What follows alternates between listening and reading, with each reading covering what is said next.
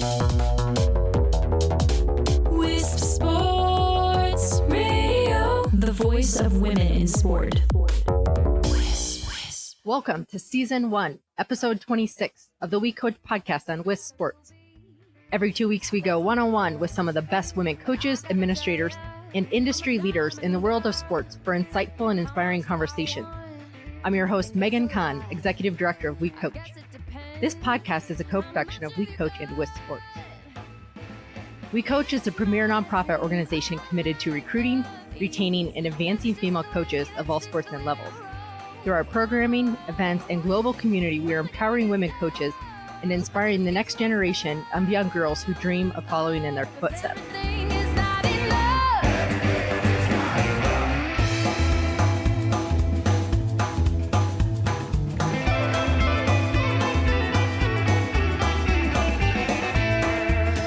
Today's guest is not only an awesome coach, but one of my all-time favorite people. Head softball coach Shonda Stanton enters her third season in the dugout for Indiana, her 23rd overall. A mom, an awesome mentor, and a huge advocate for not only WeCOACH, but also the game itself. This is sure to be an insightful conversation. Shonda, thanks for being here and welcome to the WeCOACH podcast. Great to be on, Megan. I'm so honored. And I must say that I'm sitting here in my WeCOACH t-shirt, so get some positive vibes there. And in to any listeners, it's super comfortable. I got the V-neck Clima-Lite on, and I can sleep in it. I can work out in it. It looks good out in public. So it's super comfy. I'm ready to roll. You'll probably get another shirt for doing this podcast because I like to take care of my I hope so. All right. I said it in my intro to our thousands of listeners, and I'll say it again. I think we first crossed paths like about 5 years ago when you came through the academy. And ever since then, you have just been such a huge supporter of our work, our community.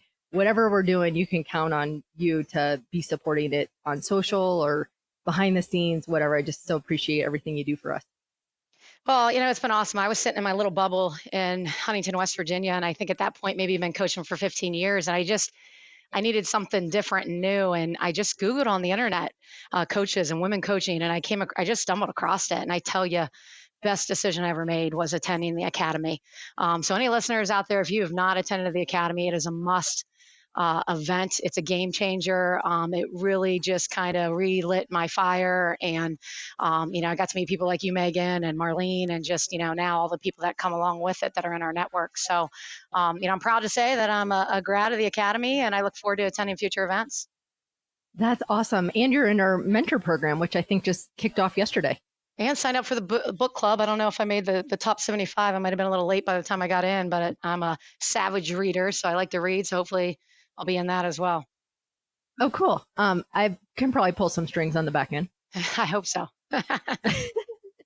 Okay, so I totally did my homework on you. I know you were quite the base stealer in your collegiate career, and your teams have been known for their speed. So as we dive into this podcast, are we going to hear more what your team has in store for year 3?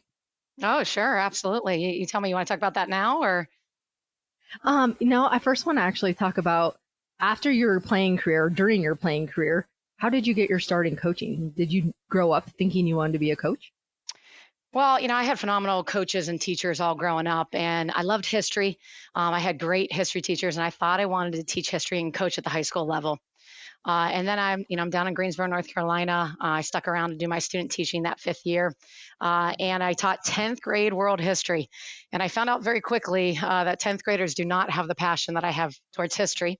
I'm not sure even if I could live by the bell either. And so at that year, I spent some time being an assistant coach as a basketball coach and a softball coach in the high schools. And I thought, there's got to be something more. So I went to grad school at Ashland University in Ohio, a Division II school, private school in Ohio. And I tell you, that experience was the experience that I credit to really igniting my fire to go into coaching. I had the opportunity to be a graduate assistant for 3 coaches. So I coached volleyball, basketball, and softball. And what an opportunity. 2 of those coaches, Sue Ramsey, the women's basketball coach, actually was one of the first scholarships to play basketball here at IU, which I had never known that. Until she came back and did a workshop with our team here at IU. She goes on to win a national championship at Ashland, just had a really storied career there. So I appreciate her mentorship. And then Sheila Goulis, you talk about a Hall of Fame coach. They both had awesome careers. Sheila is still a mentor of mine, somebody that I stay in contact with regularly. So I worked for 3 women who just had varying styles, were completely different. And if it wasn't for that experience, I would have never been ready to be a head coach at the ripe old age of 24 when I got my first head coaching job at IUPUI. But I tell you, it was a fantastic experience. Everybody thought, why would you want to work for 3 sports? And I never looked at it like that. I thought it was one opportunity after the next. I got to travel with all 3 teams. I was in the inner workings. It was an awesome experience. That's pretty unique. You don't hear about that very often anymore. No, you don't. Thankfully, as it should, things are growing and staffs are growing. And, eventually, hopefully we will have a 4th paid coach in our sport. But I tell you what, it was a tremendous experience. My first head coaching job after that was IUPUI. I inherited a program that had won 8 games at the Division II level. And that first year we had great success. And it was a quick year, 1 year after that. And I went on to Marshall University. And then 18 years later, here I am at Indiana. Well, I know. And I did want to talk about that because in my notes here, I had you were very young when you got your first head coaching job at IUPUI. And so when you go to Marshall, you're still just 25 years old. Did you have any idea what you were doing? Now I look back, absolutely not. Then I probably was, a cocky 25-year-old that really believed I could change the world, right? And picture this, me weighing about $120 with bangs. I probably looked like I was 12. But I tell you, I did feel ready, and I felt ready because of the women that poured into me. I felt ready because of my family. I got a mom that just always unconditionally loved me, a dad that taught me how to work hard. So I really believe that I was ready, even though now, there's days where, I'm getting better and better as a coach. And so I feel sorry for those, first athletes, but, my best friend of all time came alongside me, was my assistant coach at IUPUI. We ended up winning 27 games that year. I have, now that I'm back in Indiana, some of those athletes come to our Indiana games. They bring their children. It's pretty neat to come full circle to see that I started my career about 20 years ago in this great state. And here I am back at the flagship institution, and it is absolutely awesome. So, I don't know how ready I was, but, all I did was put my head down, and I'm a firm believer in bloom where you're planted. And I just rolled my sleeves up, went to work, and eventually, people come alongside you, and you just keep showing up and you keep working hard. It's amazing what can happen. So back then, and we'll transition. I mean, I know you're surrounding yourself with the all-female staff now and how important that is, and thinking about even what our community and our mission is. And we've heard Muffet talk about she's only going to hire female coaches. Back then, what did your staff look like? Very limited, right? I had myself and Julie Pratt, who was my BFF and assistant coach, and then out of nowhere, this young gal, Sarah Unruh, who pitched collegiately, was in the area working, and she came out and volunteered, and so that was awesome. Then I get the job at Marshall, and that was when we had a lot of GAs. We didn't have full-time assistant coaches, and so that would transition every 2 years. And I tell you what, I've been so extremely blessed, and I'm not going to start naming them because I'll leave somebody out. But I had tremendous women that worked for me, and I had a couple gentlemen too that did an awesome job. One of which is still coaching, Shane Winkler, still coaching in the business. But I had so many young women that worked for me, and it was great for them to come alongside me as I was learning and growing as a coach. And now, you get to Marshall towards the end of those years, and Randy and Amanda were 2 former players of mine that coached with me. Amanda was 7 years with me as a coach and 4 as a player. She and her twin sister were, it's like family. And then Chelsea Barkley, who was my pitching coach then, Kim Martin before her. I mean, the list goes on and on. And Chelsea's at Carolina as the pitching coach. So, our Army and network is strong of the people that have come through the Marshall program, and Indiana softball now, the same thing is starting to happen. The last 2 and the final coaches that I had at Marshall were Kendall, who you're familiar with, who's on your council, which I'm really excited for her because she's going to add so much value there. And Chanda Bell, and she's one of the reasons I took this job at Indiana. She's from Indianapolis. We were coming off of a top 25 year. They were going to give me 1 more year at Marshall, and I knew I was going to be able to keep them much longer. And I thought just personally and professionally, it was time to make a change. And I'm so thankful they're committed to build this thing here, and they're tremendous women. If you were to come out to our practice, you'd see Chanda and Kendall doing their thing and flying all over the field. We've got 2 graduate managers, Gwen Savekas, who plays in the Pro League, a phenomenal catcher at Oregon, Michaela Schlattman, Chapman, who played at LSU, just came off of a great career there. We've got 3 young managers that are all young women student athletes. And so we got a lot of women that we're mentoring and helping. At the same time, I've had a lot of men that have crossed my path. Jake Combs is the most recent one. We gave him his wings. He's now a GA down at Clemson, and we're thankful that he's in our lives. But this is a wonderful business that we're in, and it's all about people. You win with people, and my cup is so full with the army of people that I've been able to coach alongside, and the people that I get to coach with, and then the people that are in my network as far as administrators. It kind of goes back to, if you don't love the people you're surrounded by, then you're going to be pretty miserable in your job. Oh yeah. For real. A lot of times we're spending more, in a day, more time with these people than I am my family at times. And so you got to enjoy it. We call it the fun zone. And it's amazing when you put like-minded people. You look at Kendall and Shonda, and, 3 of us are completely different. I would say Kendall and I are a little bit more, bold as far as, just how we go about our business and talk. And Shanda's the great balance for us as far as being a little bit quiet, a little bit more introspective. But the 3 of us are so like-minded when it comes to passion and work ethic and just, commitment to our student athletes and just what our vision is. And when you put like-minded people together, it's amazing what you can accomplish. When you just roll up your sleeves and you go to work, you show up every day. It's a ton of fun. My husband always says, I've got a hobby, I don't have a job. And I really do believe that. I get to lace up some sneakers, go play out on the dirt, be out under the beautiful blue skies. It's a great gig. Absolutely. That's why we love the coaching profession. You bet. Okay, I want to talk about your time at Marshall. You spend 18 super successful seasons there. You play in 5 conference championship games, 2 NCAA tournament appearances. Your staff won Coaching Staff of the Year recognition. Looking back at those 18 years, are there a couple things that you take away from there? Oh gosh, what don't I take away from there? It really was the place that made me the coach and the person that I am. My 3 children were born there. My husband, it was his job that really ended up keeping us there. Thornburg Insurance Agency just was huge for them. They're like family. He was able to maintain that job when we took this job here at Indiana, which was a big push. I grew up there in Huntington, West Virginia. I got the call. This is, a message that I give to everybody. When I was at IUPUI, I was there 1 year. And after that first year, I got a phone call from Butler University, and everybody thought I would make the move. I wouldn't have to move. In all intent purposes, people thought I was going to take the job. When I interviewed and we got down looking at budgets and some of those things, so I was a little bit surprised. They weren't far off of where we were at IUPUI.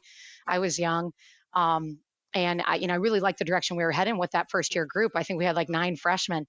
And so I decided to stay.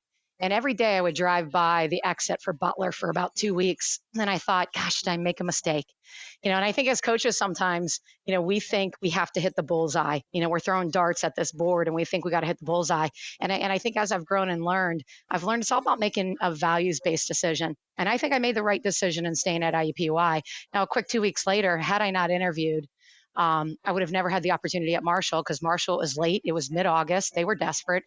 They called Butler and said, do you have any candidates for us? The volleyball coach was on the search committee on both schools. The volleyball coach reached out to the other volleyball coach, passed my name along. Beatrice Crane Bamford, the administrator at Marshall, called me. 18 years we were together. And we were through it all, the good, the bad, the ugly, the triumphs, the tragedy, the remarkable. We had 3 different ADs and a number of presidents. And I tell you, it was the people that made that place so special. We have one particular president. He would meet with all of her recruits. He coached his daughter's travel ball team. He has since passed away, but he just was such a special man. I'll never forget the first recruits we took over there, and he's talking strategy in the room, and then he tells me about his playbook and says he'll send it over. 2 days later, I get this 3-inch binder, and it's got his playbook in it, motivational quotes. It was unbelievable. And so it was a man like that from the leadership on down that really, we were able to create a bubble that was unique there. And then you had women like Dot Hicks, who started women's athletics, at Marshall. And, the field was named after her. You name it, we needed something. We had a group of women that we could go through, like Dot and Norma. And again, when I start to make names, I'm going to leave people out, so they know who they are if they ever listen to this podcast. But, she'd come into the clubhouse and see, things get cut when you're building a beautiful clubhouse. And so we didn't have new furniture. She calls me up and says, meet me down at the furniture store. 2 days later, all top of the line furniture shows up at the clubhouse.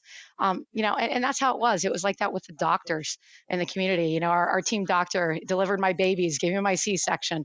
We just built, an impressive bubble where everybody came alongside of our student athletes, and we're so passionate about helping them becoming the best versions of themselves. One of our student athletes, her mom worked in the ER.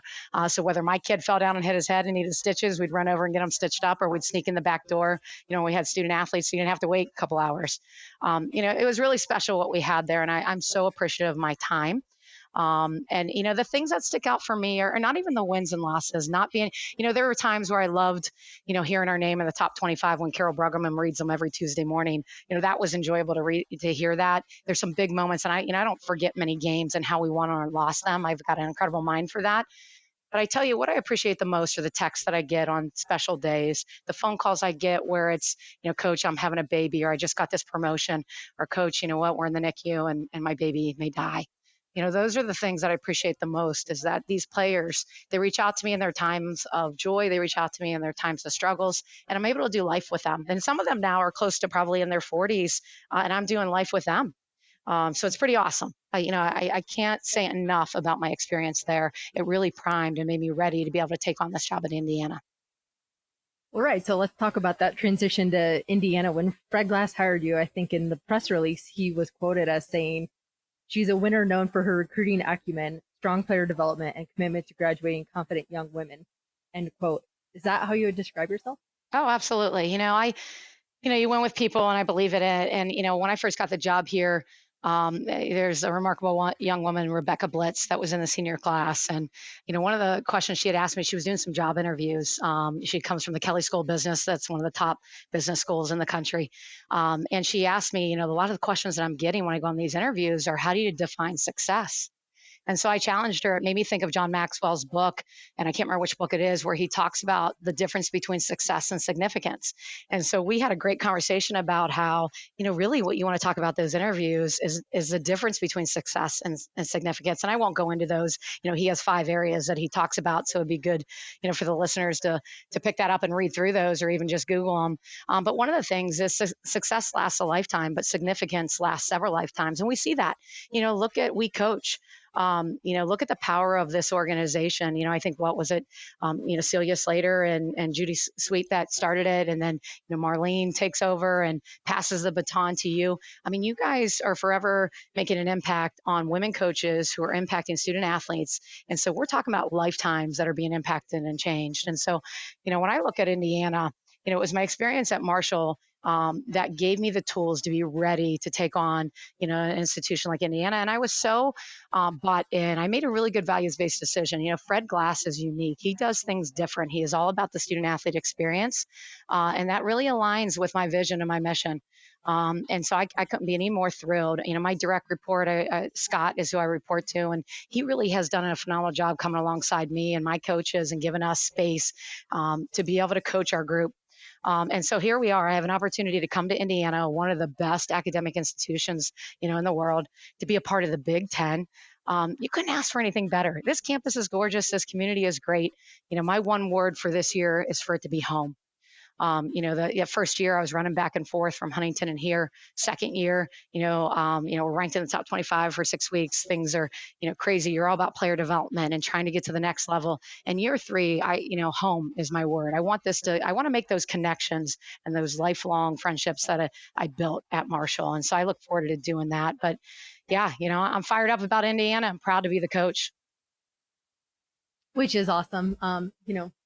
My heart's with the Big Ten. Grew up in Iowa, so I'm a Big Ten junkie no matter what it is. And I know you and I were in touch when you were considering that opportunity and when you got that job. I just thought it was phenomenal, personal and professional move for you. So I was super excited.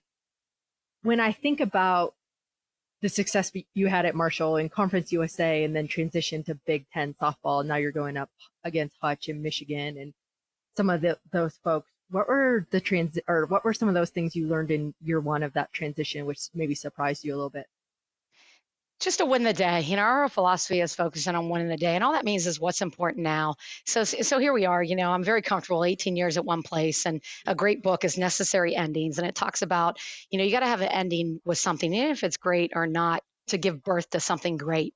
And that's what we believe in Indiana. We believe Indiana is a sleeping giant that can be something awesome. And we believe that because you look around the Big Ten and you look at what Hutch has done. You look at Rhonda at Nebraska, and the list can go on and on. Look at the women and the coaches that I get to sit across from in the dugout.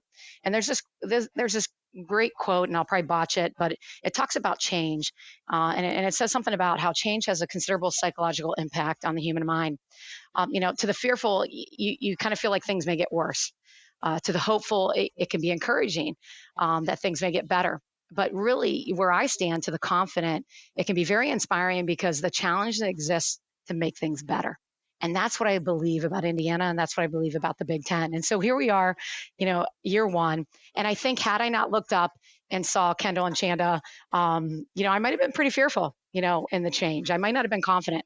And I'm sure there were days, that I wondered, hey, we'd walk out of the office and I'd say, hey, did we made the right decision, right? And that was a rhetorical statement. Of course, I knew the right decision. I made a very good values-based decision. But there were hard days. And that first season, we were 4-19 to start the season. And, in softball, that's like, that's like going without a win in like a month and a half. But I tell you what, these kids, I give credit to that senior class. They were something special, and they just kept showing up and working every single day. And that's all we did. We talked to them about winning the day, stick to the process. And here they were asking, we're working harder than we ever did. Don't we deserve more? Nothing's given to you. Nothing's handed to you. And so we kept showing up. And you know what? Then we started to tackle one of the favorite authors that I've been really diving into lately is Dr. Leaf. And she really talks about the power of the mind. For so long, we didn't believe that the brain could be changed. And I don't know what year, 70s or 80s, they really found that the brain has plasticity and that your mind can change your brain. And so, you know what? We called the team in. We had them write down everything that they were afraid of, all the stinking thinking that was going on.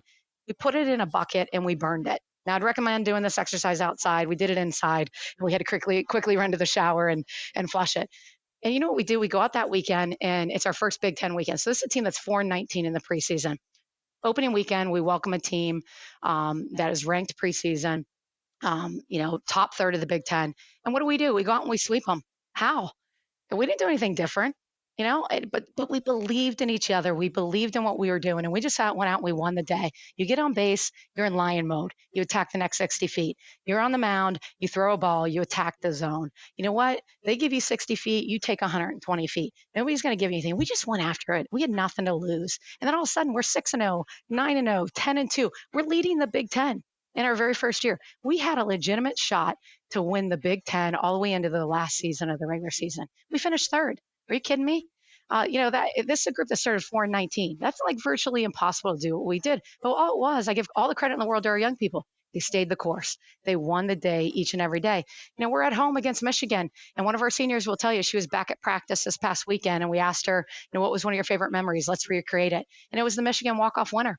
I'm looking at Jake, who left us and went to Clemson, and Mish, who was our GA at the time and played. The two of them are like hugging and jumping all around the field. That had never happened to them before that they had beat Michigan in their time here. So for us, it's all about saying yes to possibilities. We wake up trying to win the day, and we say yes to possibilities. Vision has no boundaries. It has no limits. So that was year one. We go, this group, Team 45, they laid a great foundation about the new Indiana. Team 46, all about the plumb line. And that's something too. I would encourage people to look up the plumb line. I won't go into it right now. Again, you have to cut me off. I like to talk. Economy Awards is my goal. I'm not there yet, Megan. But the plumb line, it was, Team 46. Are you going to be the standard? It's in buildings, the plumb line. It's in faith. It's in medical terminology.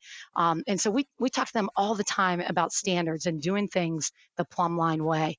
Team 47. This is year 3. This is where the vision. You see who's on board and who's not. And I tell you right now, we're rising. I can't be any more pleased with what I'm seeing in Team 47. But Team 47, it's about filling in those cracks. Are we going to take the time? If you're too big to do the little things, you're too little to do big things. So this group right now is worried about the cracks in the mortar. So I'm excited about the future of Indiana softball, and it's all because of the young people that I get to coach. There's remarkable, phenomenal young people here. Well, you certainly re-energized the program. You've re-energized the fan base. I think people are no longer thinking you're the doormat of the Big Ten. So that's all exciting as you go into year 3. It is, and again, I give the young people the credit. they're the ones that are out there. I sit on a bucket when it comes game time. It's, my time is practice, and we get after it in practice. We train like lions. That's our whole philosophy on the ball field. We're going to steal every base we can. We're going to go first to third. We're going to stretch that single into a double. But I tell you, I'm so honored and humbled to sit across the dugouts of the people that I do. And I'm learning every single day, and I'm getting better and better at my job. My coaches are getting better and better at their jobs. And we're pretty fired up. I think we've got a great thing going here. I think I got two of the best young coaches in the business. That's why I took this job. I know I was going to be able to hang on to them. Now I am. And we're doing big things here. So train like lions. Can you break down your coaching philosophy for us? Yeah, sure. That's exciting, isn't it? I don't know how long we have. I could do that probably in about 2 hours, but this is it. I already alluded to it a little bit. We're going to wake up trying to win the day. Win is defined by what's important now. And then we're going to say yes to possibilities. We're not going to put any limits, on anyone. Ultimately you win with people. What does that look like? I think when you look at me as the head coach at Indiana, I take that very seriously, that I understand that I have all the hopes and dreams in front of me with these young people. And we want them, my coaches, they had wonderful experiences. I had a wonderful experience as a student athlete. We want that for them. And so our job is to really just establish a clear vision of what to strive for. And you know what? We're gonna provide the day-to-day structure, the motivation, the support, the direction, whatever it takes, whatever is necessary to translate that vision into reality. And what that comes down to is we're going to win in the classroom, we're going to win on the ball field, and we're going to win in the community. And it goes back to that whole idea of success versus significance. We're going to be significant. We're going to help them establish priorities. We're going to instill time management skills. We're going to help them foster discernment and learn self-discipline. We want them to be responsible and accountable. We want them to be lifelong learners. And at the end of the day, all we're trying to do is develop strong, confident women. And so, when I look at that charge, I'm a teacher at heart, and if you were to play for me, Megan, what I would want is I want you to understand first and foremost that we care about you as Megan, and then we're going to care about you as a student. And then thirdly, we're going to care about you as an athlete. And really, all I want to do is empower you around 3 core pillars that we have in our program. I want you to know that you're strong and able, and to steal your phrase, dream big, right? That's something that's important to you. And I could go through countless examples of student athletes. I think Morgan Zirkle is a perfect example. She just left us as a GA, and she's coaching now at Miami of Ohio as an assistant. We're so proud of her. But here's this kid from Ona, West Virginia. You don't know where that is on the map. And she had an elite skill set, which was her speed. That was it. She wasn't heavily recruited. She comes in, she hits like 3 something, which is really good in our sport. And I tell her, what, with your elite speed, that's like falling out of a boat and hit water. And I think that kind of, rubbed her a little bit. And so here's an example of a kid who had an elite skill, and she took massive action. And all that kid went on to do was hit 500, almost close to 500, gets a Golden Shoe Award for the best base stealer in all of collegiate softball, gets drafted in the Pro League, goes and plays on a stint with USA Softball. You talk about what confidence, massive action, and a skill set can do. That's what I get to be a part of. And so she knew she was strong and able in our program. The second thing is I want our kids to be joyful. A lot of times you hear, I'm happy or I'm unhappy. Happiness is based on happenings. We're never going to be dictated by our circumstances. And so I really want our kids to be joyful for any set of circumstances that they'll encounter. Like I said, I get phone calls from kids who they're getting promotions or getting new jobs, but I get phone calls from kids who, will you come speak at my funeral for my 6-month baby that just died? And can you find joy in those circumstances? And walking alongside those people, you'd be amazed how resilient they are. And so that's why I'm always learning from my young people. I know Billy Graham says that coaches can impact more young people in a year. I think it is, and some people can in a lifetime. I believe that. And I would take it one step further, and I would say, look at the impact that they have on coaches. So I want to be joyful, and I want them to be joyful. And then the third thing that's our core pillar is to take pause. And we have 3 fancy words that, meet each of these things, but take pause, enjoy where your feet are. It's kind of like you're out on that bike, you're going to be in Colorado, and I'm sure you log miles, but I'm sure there's times you just stop and you look at the beauty of the mountains. I can't imagine, right? Absolutely. And then on the field, I'm intense. I'm a competitor. I train my athletes to operate in lion mode. I think the gazelle gets up and gets running and run and run, and we can sometimes, run ourselves to death. But a lion, is going to attack and pounce and go after what they want. And so that's how we train. We attack the next 60 feet. We put the pressure on defense. We're fundamentally sound. I'm a teacher at heart. I just love what I do, and then we have fun. It's the fun zone when we show up every single day at practice. When we show up at games, we're going to bring the energy. But I love coaching. I love what I do, and I love to be around young people, and I love the people that come alongside me and help me in this journey. Hey, I just got one question. How do I send my letter of intent? I'm ready to come play for you. Yeah, let's do it up, Megan. I'd take you in a heartbeat. I don't know how much power potential you have, but I think we can train you on the bases pretty well. You know what? I'm really adaptable and I'm coachable. So that's all I got for you. Winners adjust, right? Hey, never played a lick of softball in my life, but I'm a huge fan. It's a great sport. I think the best sport on the planet. All right, you're dropping. I mean, I can't even write down fast enough all the little quotes and slogans and nuggets that you're dropping. I steal them all. I steal them all. I know, right? Hey, imitation's the best form of flattery. It is, right? I want to know, and probably our listeners are dying to know, what are some of the intentional things you do with your team? Because you did it obviously at Marshall, and now you're doing it at IU, and building that winning culture. How do you get the buy-in from today's student athletes? Brave is one thing that we focus on. So that's behaviors, relationships. The A, there's 2 A's, so it's brave. And that would be attitude and accountability. V would be values, and E would be environment. I really believe if you take care of those things, so behaviors, I'll try and dissect them quick. I won't go into hopefully too much detail and cut me off when you need to. But behaviors, life is all about, what are the things we can control? We can control the choices that we make and our attitudes, right? And so it's about stacking good choice after good choice after good choice. Now, by all means, nobody wants to be judged from the time period that they were 18 to 22-year-olds. So we understand that we coach 18-year-olds. And so we give them the flexibility and the love and the freedom to make mistakes. And so all we want is for them to be first up. So within their behaviors, everybody has freedom of choice. You don't necessarily have freedom of consequences. So if you make a mistake, just own it and let's learn from it and let's keep moving forward. Let's be first up.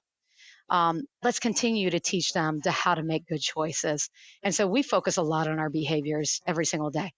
And they're clearly, outlined about how we act and practice. It's great. We're sitting with our dietitian the other day, and he's talking about meeting with our team, once a month. And he says, well, let them know. And he goes, actually, your team shows up very attentive. And that was great to hear. Because it's not like we sat down and gave them a bunch of rules. We just talk about excellence and we talk about winning the day, and they create their own standard of what that looks like. So the relationships, I think that's the biggest thing. There is nothing that replaces the power of human connection. We know it. We live in this day and age that we're so connected to the phone. But I think this is a time where, even though we are so connected all around the world, even the producer, comes from England, right? I love that accent at the beginning. But I think this is a time period where we find more and more people are alone. And so I would encourage coaches, you don't know me, but if you want to get to know me, get my phone number from Megan, reach out to me. I'll learn from you. You learn from me. If you see a coach that just gets fired, shoot that coach a text, shoot them an email. You would not believe the power of words, the power of positivity, the power of human connection. And so that's what we're about. We're about relationships. One of the things in year 3 that we really want to do, we were so focused in year 1 and 2 about our team and our players. We spanned a little bit more into our parents. In year 3, we really want to dive into the alumni. This is Team 47. Are you kidding me? We've got 46 years of history. We've got 46 years of excellence. We get to honor someone this Friday night that's getting the Grotke Award named after Leanne Grotke. I can't wait for our team to get touches on her. So that's one thing, is we put other people in front of our team. We're going to have lunch with the chief of IUPD. She's a woman here, and we're so excited. I can't wait to have lunch with her. And then I'm hoping we'll ask her if we can get her in front of our team. We want to put strong, confident women in front of our strong, confident young people. I bring our coaches in. We've got phenomenal coaches here. Look at the Olympians that have come out of Indiana University and the tremendous athletes and coaches. So we bring coaches to speak into our teams. So our relationships, attitudes, and accountability, I think that speaks for itself. I love Chuck Swindoll's quote about life is 10% of what happens to me and 90% how I react to it.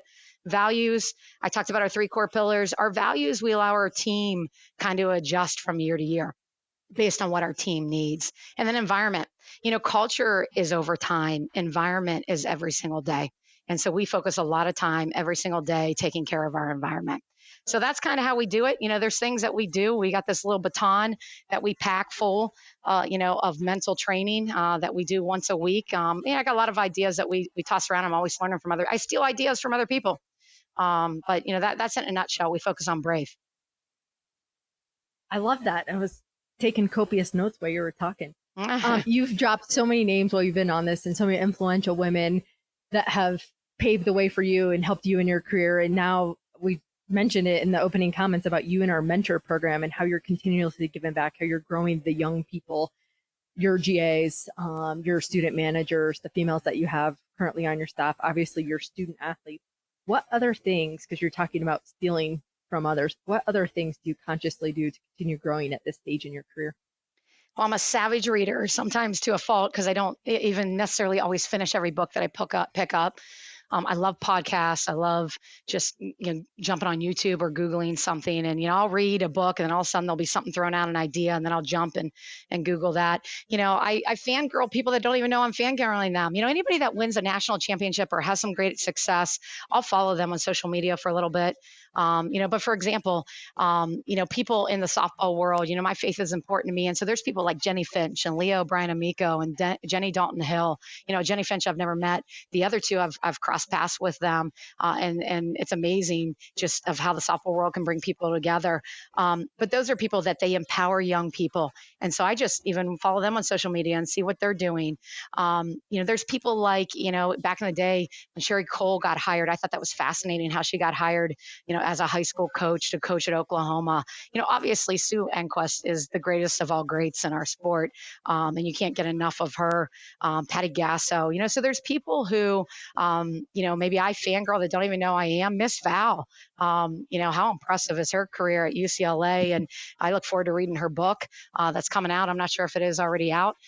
So I'm just kind of out and about searching the internet and seeing who's out there and who's doing big things. And I just kind of follow them. There's power in that. And then I just, when I'm on the road recruiting or, in an airport, I talk to other people and just ask them, hey, what's a good book you've read recently?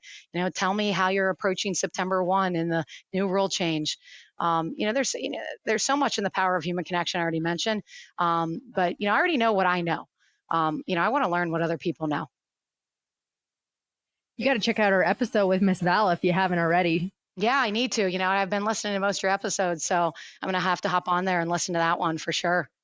But let me think about that. If you spend Enquist was our launch.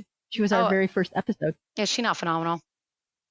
I love her. I learn something every time I listen to her. She's awesome. Absolutely awesome. She is fantastic.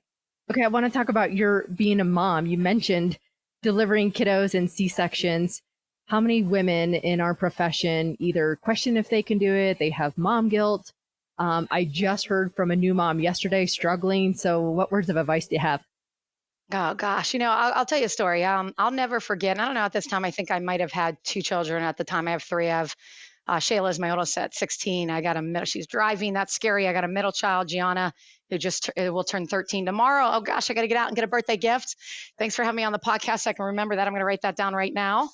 And then I've got a young son, 9, who just has a zest for life like no other. So those are my 3 children. I tell you, first, it starts with having as somebody who just is going to support you to no end. My husband, I got to give him all the credit in the world. He really is the better half and has allowed me to be able to dive in head first and do the job that I love and has always been so supportive. He's the biggest fan. We're going back to Huntington this weekend. I've got a former player, a 4-time All-American, getting inducted in the Hall of Fame. And, she really wanted to make sure I was there, of course, but then she wanted to know if Joe was coming and we didn't know if he'd be able to make it with our kids' activities. And she was pretty disappointed. So it goes to show the power that he's had on the lives of the young people that I coach as well. But at any rate, I'll tell you a story. I think I had 2 children at the time and I was taking my assistants to the airport to drop them off at the airport. They were going recruiting. And I think my daughter at the time might've been about 8. And, I dropped them off and we get back on the road and she says to me, where are they going? And I said, they're going recruiting down in Florida. And then she says to me, you mean they can go without you? And it hit me and I thought, wow, they can. And I would say probably at that point in my time in my career, I probably micromanaged a lot more. And I probably felt like I had to do everything. And you know what? Surround yourself with great people and utilize those people.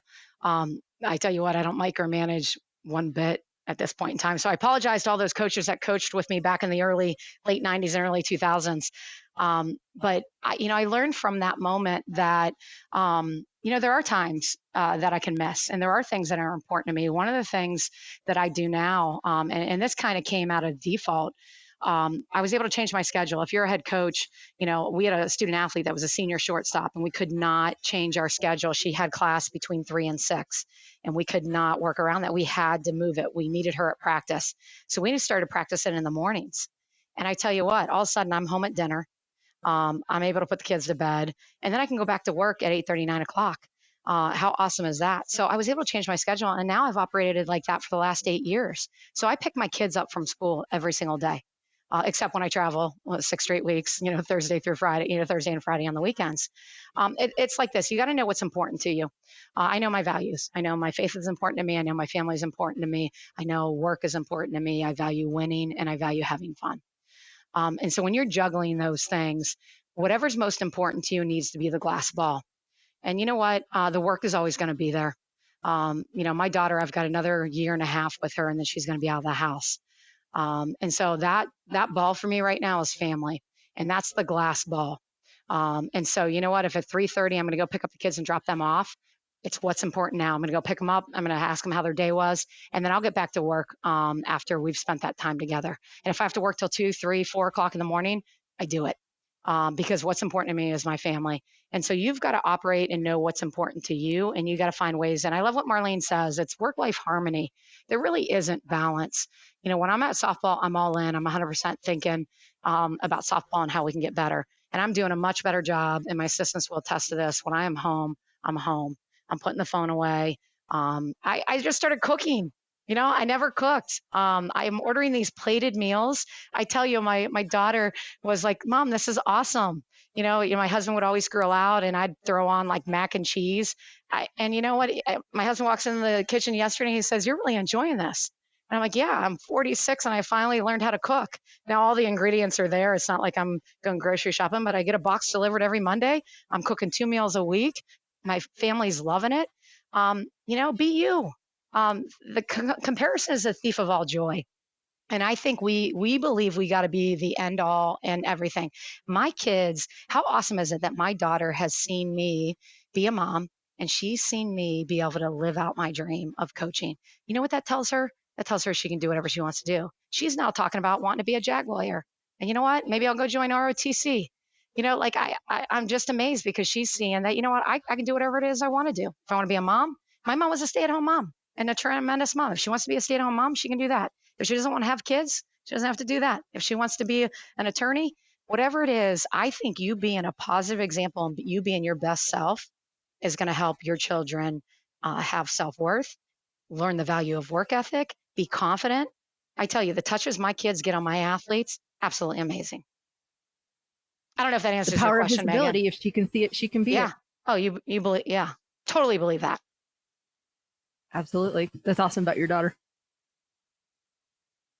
Great kid. I'm really blessed with 3 beautiful children. All right. So, we end every episode with rapid fire. Are you ready? I'm going to put you on the hot seat. Oh, gosh. Let's do it. What keeps you awake at night? Oh, gosh. I wouldn't say it's necessarily what keeps me awake. It's my routine is not great. I operate by the what's important now. And so I'm working probably sometimes at 3, 4 o'clock in the morning. Because I value the family time and that type of stuff. So if there's one thing I'd like to commit to, I'd like to try and commit to a different routine eventually. But that's probably what keeps me up. I don't feel like I'm held hostage by the challenges of coaching and some of those types of things. So I would say just work keeps me up at night. Do you have any game day superstitions? You know what? I don't. I have some routines and but I don't have any superstitions, which is weird because our sport is really inundated with that. But there's things I like to sleep in the morning of a game because I don't get much sleep during the week. I like to listen to a podcast, do some reading. And if I can get a run in, I'd like to get a run in. So I have some routines, but I wouldn't say I have any superstitions. Where's your favorite place to sneak away on IU's campus? Ooh, gosh. I don't have a favorite yet, but I tell you, we have the most gorgeous, my one word is home. So I'm going to commit to you and tell you in about 2 months or so what my favorite place is, because we have one of the most gorgeous. You show me a better campus across the country and I'll keep waiting, because it is one of the most gorgeous campuses. And so one of my goals is to get out and run a little bit more on this campus and find that true hotspot. Fall is a great place to do it. It is, isn't it? It sure is. Absolutely. If you could use one word to describe yourself, what would you say? Word. Empowering.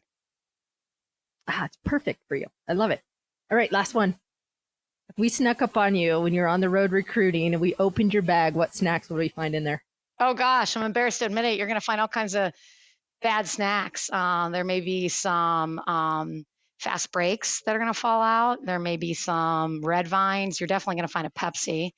If I'm having a really bad day, you're probably going to see barbecue chips and pretzels all in one bag mushed together. I definitely have a sweet tooth and love the bad snacks. Sounds a little bit like sweet and salty there. Yeah, absolutely. Well, but you're cooking now, so balance. Yes, I'm cooking a good, healthy meals. I'm telling you, go for it. I think the best thing we can do as coaches is do something new. One year, my coaches and I, we signed up for a tennis class, and we did that once a week. It was the best hour of the week. So do something new, join a group, join a cooking class, join a dog walking group, whatever it is, try something new, cook. We get too wrapped up in what we're doing. This has been an absolute blast. I can't thank you enough for being on the show. Well, I enjoyed it, Megan. I'm proud and honored to be on it. And I thank you for your partnership in life. Absolutely. No better teammate than you. That's right. And I'm excited to see what the Hoosiers do on the diamond this spring. Go IU. We're #Be Different. That's our slogan this year. And we're pretty excited to live that out. All right. #Be Different. Was that it? Be different. Yep. Be different.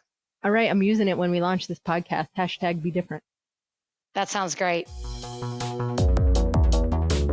Conversations from the world of women's sports. This is Wisp Sports Radio. Thanks for listening to today's episode with Coach Shonda Stanton. Stay tuned for our upcoming application process for the 2020 NCAA Women Coaches Academy and NCAA Academy 2.0 programs. Applications open this November. We want to hear from you, our listeners. Please share your comments on our social media pages at WeCOACH or at Wisp Sports on Twitter, Facebook, and Instagram. The show notes for this episode can be found on our show page at wispsports.com. Don't miss the next episode. Subscribe to Wisp Sports on your podcast app to catch each new episode dropping every other Thursday. And until next time, all sports, one voice, WeCOACH.